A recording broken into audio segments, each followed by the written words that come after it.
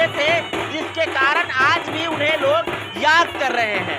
आपको बता दें कि राजा सलहेश का जो है वार्षिकोत्सव जगह जगह देखने को मिल रहा होगा।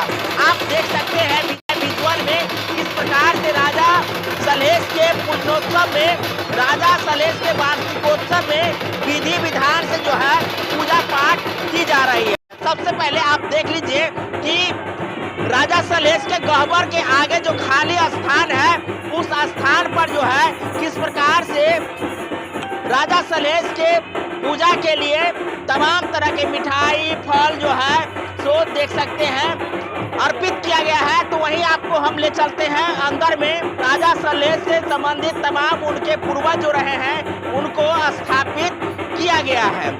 राजा सलहेश, हाथी पर सवार राजा सलहेश और उनके अगल बगल में दोनों उनकी जो प्रेमिका रही है मालिनी, उनको स्थापित की गई है। साथ में इधर बुधेश्वर जो उनके छोटे भाई है, और इधर जो है सो आप देख सकते हैं मोतीराम जो आप देख सकते हैं। दोनों भाइयों के बल पे जो है इन्होंने मिथिला के जो संस्कृति है, मिथिला की जो राज व्यवस्था है उसको स्थापित किए, कायम किए, और इन्हीं के बल पे जो है विभिन्न राज्यों को हराने का काम किए हैं। चाहे मोरक की लड़ाई हो या कहें कि उनकी जो तमाम लड़ाइयाँ हैं उसको आप देखे होंगे।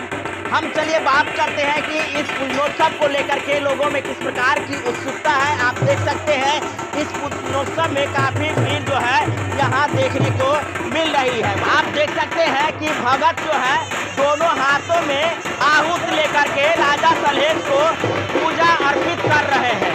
आप देख सकते हैं एक बगल में उनके जो सहायक है वो किस प्रकार से धूमन का जो है वर्षा कर रहे हैं, और वर्षा करने के बाद जो है किस प्रकार से आहूत जो है सो धधकता है वो भी आप देख सकते हैं।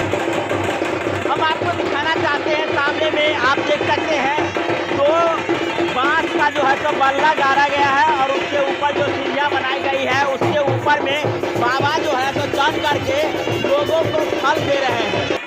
क्या नाम है आपका? मेरा नाम हुआ राम केवल पासवान। इसमें हम लोग का कुल देवता है, हम लोग बराबर धूमधाम से मनाते आ रहे हैं। लगभग वर्षों से मेरे दादा दादा सभी लोग जो है मनाते आते थे, अभी हम लोग मना रहे हैं और मनाते रहेंगे। राजा सलहेश के संदर्भ में जानकारी दीजिए, जो किस प्रकार से मिथिला के नरेश रहे हैं और उनकी क्या कलाकृतियाँ या क्या उनका जो है योगदान मिथिला के क्षेत्र में रहा है। उनको कोई नहीं पहचान सकता है, वो तो अंतर्यामी पुरुष हैं। अभी भी उनके नाम से नेपाल में डंका चल रहा है। इनको जो है अभी उनके नाम से अगर एक अक्षत किसी को मिल जाता है तो उनको वो क्या गुहार दिया पुता होता ही है। इनके नाम से कोई नहीं उनको पहचानता है। और मैं पासवान वंशज कुल का हूँ, क्षत्रिय वंश प्रहलाद कुल का हूँ। ये मेरा कुल देवता है। हम लोग जब तक जीवित रहूँगा तब तक पूजा करते रहेंगे। राजा सलहेश का जो है जन्म स्थल कुछ जानकारी दीजिएगा। बहुत इनका जानकारी तो अंतर्यामी पुरुष है। इनके बारे में हम क्या आपको बताएंगे, इनके बारे में सारे दुनिया आपको बता सकते हैं। राजा सलहेश का जो नेपाल में पूजा होता है, उस पूजा को लेकर के बहुत सारी कहानियाँ हैं। चाहे फुलवारी की कहानी हो या मोरन की कहानी हो, तमाम कहानियाँ जो है देखने को मिलती है। तो राजा सलहेश के संदर्भ में कुछ जानकारी दीजिए, जो आप लोग नेपाल गए होंगे। हम नेपाल जाते हैं प्रत्येक साल 14 अप्रैल को गुलवार पतार मेला वहाँ लगती है धूमधाम से। वहाँ हम लोग जाते हैं, पूरे बिहार के भारतवर्ष के लोग वहाँ जाते हैं। क्या देखे वहाँ पे?